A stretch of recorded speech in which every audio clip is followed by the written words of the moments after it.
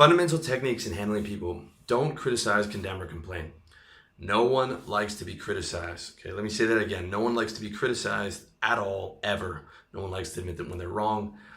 I don't care if you're framing it as constructive criticism. No one likes it. Doesn't matter who they are. Okay, if he's smart or he's a good salesman, like if some reporter says something to Obama, he'll say, well, thank you for, generating this discussion. I'd be happy to answer that. But that's just game. Okay, what he's really thinking is shut the fuck up. I'm going to shut this guy up, right?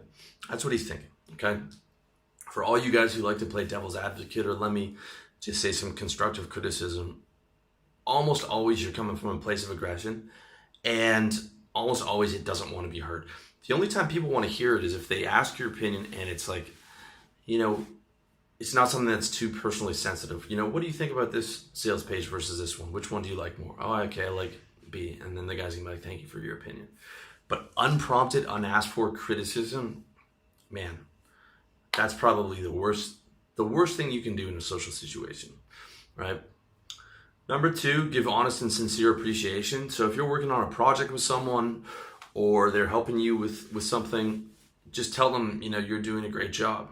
Thank you for all your hard work. It's such a simple thing. It's such an easy thing, but it's something that everybody loves to hear. Everyone loves to hear that they're valued for what they're doing, okay? Number 3, arouse in the person an eager want. So if you want someone to work with you or work for you, understand what they want and make their wants your wants. So you understand what motivates that guy, and then you're able to arouse that in him, right? I'm not talking about like bullshit dream selling, but I'm talking about, okay, how do I get his wants aligned with mine? So you figure out what he wants, and then you're able to give that to him. Okay, like if you're just starting out a business, you're saying you can pay him X amount. 3 months from now, you're gonna be able to pay him a bit more if money's his main focus, right? Or you give him a percentage of this, and as it continues to grow, he's gonna increase the percentage. And if he stays loyal, then there's gonna be more opportunity for him to move up as the company continues to grow if he believes in it, right? Again, you got to be ethical in the way that you do that, but it's about seeing their perspective instead of seeing yours. It's like whenever you're trying to influence someone, instead of thinking, what do I want? Think about what does he want first, okay? And how am I going to give it to him? And then when I give it to him, then I can get what I want, right? There's a great book or a great title called Leaders Eat Last, right? So you eat after you've given the people what they want, right? That's how you get what you want. So that's section 1. Section 2 is 6 ways to make people like you. Number 1, he says, is become genuinely interested in other people. I can sit down with pretty much anyone and be interested in what they're saying, even if they're not particularly intelligent or interesting, because I'm observing them. I'm building a bigger database in my head of people. I'm seeing what motivates them, and I can learn something from everybody, whether they want me to learn it or not. A lot of the time that I'll learn something that they wouldn't want me to learn. But just by observing them, I can make any conversation interesting, by asking questions and seeing what they want. And people love to see that you've taken an interest in them, because most people don't do that. Most people just sit down and they start talking about what's going on in their lives, their problems, or, all this shit that the other person doesn't care about, right? Very few people sit down and start asking like pointed questions about you, giving you focused eye contact, asking engaged questions on top of that.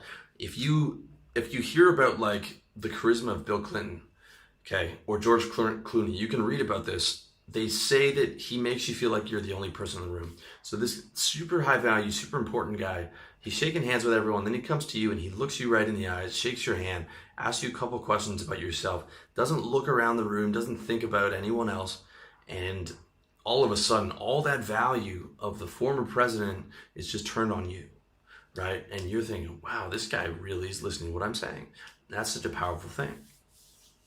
Number 2, 6 ways to make people like you is to smile. Happiness contagious. Everyone wants to be happy. That one's a no-brainer. Number 3, remember the person's name and use the person's name often. You can hear every good salesman do this, right? I used to do this on every conversation. Hey, John, how are you? John, I wanted to ask you a question about. It just shows that you're valuing them and that you're taking an interest, and people love to hear their own name. That's just as far as it goes. Number 4, be a good listener. Encourage others to talk about themselves. This kind of adds to point number 1. Engage questions, active listening, eye contact. The way to make people feel comfortable is to get them talking about themselves, not listening to you.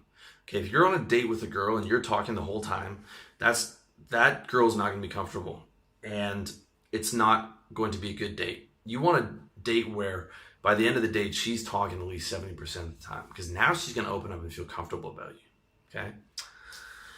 Number 5, talk in terms of the other person's interest. If you want to charm someone, talk about what they want. Right.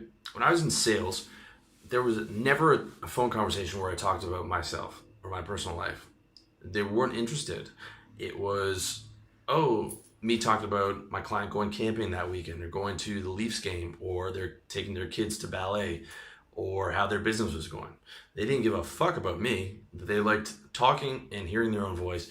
And I would encourage that, right? Because I want them to like me, and I want them to continue to being one of my clients and feel like they're being not just well serviced, but that there's a personal relationship there. And number 6 is make the person feel important and do it sincerely. So everyone wants to feel important. Again, like I keep saying, everyone wants to feel good. So when you make that person feel important, especially if you're a high value guy, then they're going to be like, I like this guy. They might have hated you before, right? Have you ever seen like the popular guy in high school? Maybe some guy would be talking shit about him, or you would have thought, man, that guy's such a dick. And then he goes over and be nice and is nice to you, or is nice to that guy. And then all of a sudden that guy becomes his biggest fan because he just was nice to that guy, made him feel important. And it's something that is so easy, it's free, but most people don't do it. So that's section 2. Section 3 is 12 ways to win people over to your way of thinking. Okay, the only way to get the best of an argument is to avoid it. 100% agree. If you want to see more on that, watch my video on how to win an argument. I'll give you a hint. It's by not arguing in the first place. Number 2 is show respect for the other person's opinion. Never say you're wrong. If I'm saying you're wrong, it's because that guy has broken rapport with me too many times, and now I'm going in for the attack. Like, okay, the gloves are off. I'm attacking this guy, but that rarely happens. Usually, if you're hanging out with cool people, you never have to say you're wrong, and you never do because, again, you're breaking rapport. That's what I tell you guys all the time. Don't break rapport. Don't break rapport. Don't break rapport. It's the worst social sin that you can do. Okay. If you're wrong, admit it quickly and emphatically. This is something that I'm really good at. Believe it or not, you guys might think I have a big ego and I'm the kind of guy who would never admit I'm wrong. It's actually the opposite, because when on the occasions that I am wrong, I realize I'm wrong. I feel guilty about it, and I apologize immediately. And I say what I did was wrong. I should have done that to you. I'm sorry. Just quickly, like a Band-Aid, on and off. And it's something you should be able to do. And I feel like if you're high value and a worthy person, then an apology is not a weakness, it's a strength. It's saying I was wrong. Okay. When you feel confident in yourself, you can say, well, I was wrong. I'm sorry, I won't do that again. And that's the kind of apology I want from other people as well.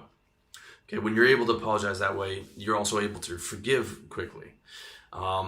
Being able to apologize quickly and being able to forgive when you get a sincere apology are important things. So that's number 3. Number 4 is begin in a friendly way. If you start any interaction in a friendly way, you're always going to get better results than if you start neutral, if you start rude. That's just a no-brainer.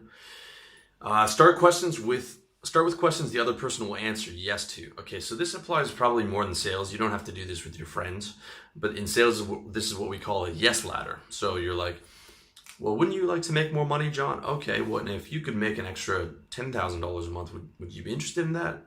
He's going to say, yeah, So you're getting yes ladder, you're getting compliance. The more compliance you have, the more momentum you have in that social interaction.